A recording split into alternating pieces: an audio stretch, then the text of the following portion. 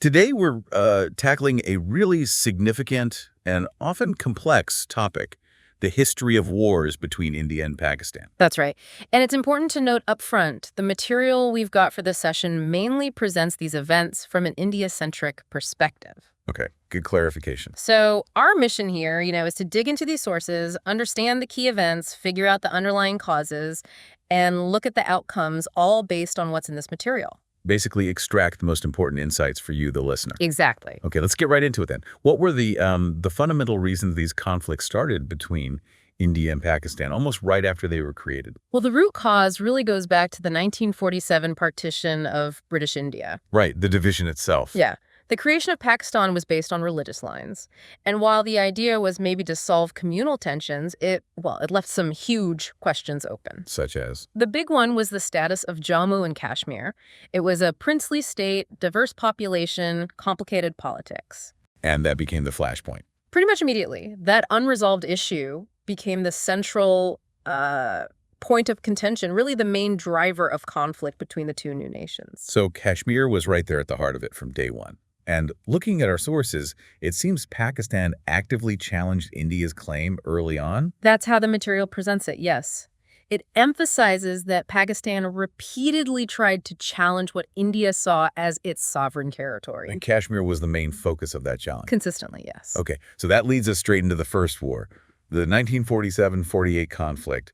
What actually happened there? Well, the immediate trigger, according to these sources, was in late 1947. Tribal militias, reportedly backed by Pakistan, entered Kashmir. Invaded, essentially. That's the term used. Now, at this critical point, the ruler, the Maharaja of Jammu and Kashmir, chose to accede to India. To legally join India. Correct. And that act of accession, that document, provided the legal justification for India to send in its military. And India's response, was it quick? The sources mentioned difficult conditions. They do. They highlight a rapid airlift of Indian troops into the Kashmir Valley. It was quite an operation, apparently. Right. And the soldiers faced, challenging terrain, tough weather, fighting against these incursions. So how did it end? Eventually, a ceasefire was brokered by the UN and declared in 1949, but it resulted in Kashmir being divided by a ceasefire line. Okay, the line of control we know today, essentially. But more or less, yes. That's its origin. Let's move forward then to 1965. What sparked the second major war? So the narrative in our sources points to Pakistan initiating this one through something called Operation Gibraltar. Operation Gibraltar. What was that? It was basically an attempt to infiltrate Indian-administered Kashmir. The idea, as presented here, was to send in armed personnel disguised as locals. Okay, to blend in and cause trouble. Yeah, try to incite a local uprising against Indian rule. That seems to have been the goal. And how did India react to this infiltration attempt? Well, India's response was pretty significant. They launched a counteroffensive, but this time it went across the international border. So not just contained within Kashmir anymore. No, it expanded the conflict significantly. And the material frames this as India demonstrating its resolve, showing it wouldn't tolerate this kind of aggression. Right, a strong message. Definitely. Okay, now the 1971 war. This one feels like a major turning point, especially with the creation of Bangladesh. What were the key factors there? Yeah, 71 was different. The context was really the political situation in what was then East Pakistan. What was happening? There was severe political repression, reports of widespread human rights abuses by the Pakistani military against the Bengali population. And this had consequences for India. Huge consequences. It triggered a massive humanitarian crisis with millions of refugees flooding into India to escape the violence. Look, India got involved. Yes, India provided support to the Bengali liberation movement, the Mukti Bahini, and then things escalated to full-blown war. And the outcome was quite dramatic. Extremely. The war itself was very short, just 13 days. India achieved a decisive victory. And the surrender, that's often mentioned. A huge moment. Over 90,000 Pakistani soldiers surrendered to the joint command of Indian and Bangladeshi forces in Dhaka. Wow. And of course, the most significant outcome was the birth of a new nation, Bangladesh. A fundamental redrawing of the map. Absolutely. Okay, let's jump ahead quite a bit now to 1999, the Kargil conflict. What made Kargil distinct from these earlier full-scale wars? Kargil was different in its nature. It wasn't an all-out war declaration initially. It involved Pakistani soldiers, along with militants, infiltrating and occupying strategic Indian army posts.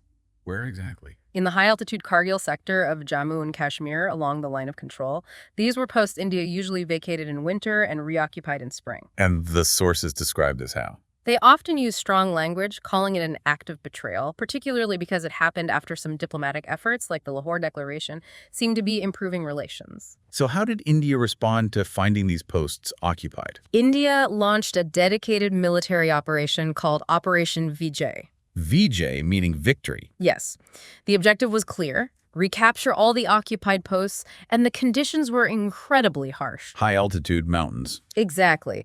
Extremely difficult terrain, thin air, intense fighting. The material really emphasizes the bravery and resilience required from the Indian soldiers to push the intruders back. And they succeeded. Yes, India successfully retook all its posts. After Kargil, though, the pattern seems to change again.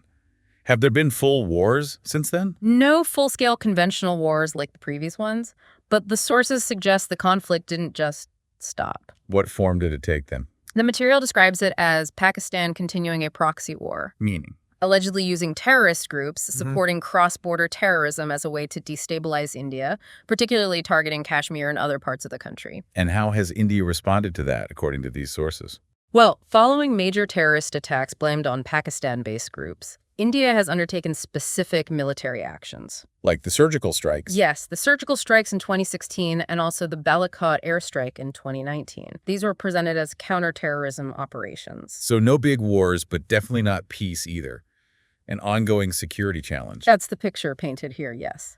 Persistent security threats rather than large conventional battles. Let's focus back on Kashmir for a moment. From the perspective presented in our material, what is India's fundamental position on Jammu and Kashmir? The core stance, as consistently outlined in these sources, is that Jammu and Kashmir is an integral, inseparable part of India. Based on what? Based on primarily the legal instrument of accession signed by the Maharaja in 1947, but also historical ties and, a strong national sentiment. And how does the more recent event, the abrogation of Article 370 in 2019, fit into this perspective? Within this framework, the removal of Article 370, which gave Jammu and Kashmir a special status, is presented as a move towards complete integration. Integration. And the stated goals were also about fostering development, better governance, and aligning it fully with the rest of India. Okay, got it. That's the perspective from the sources. Yes. Finally, let's touch on India's military today.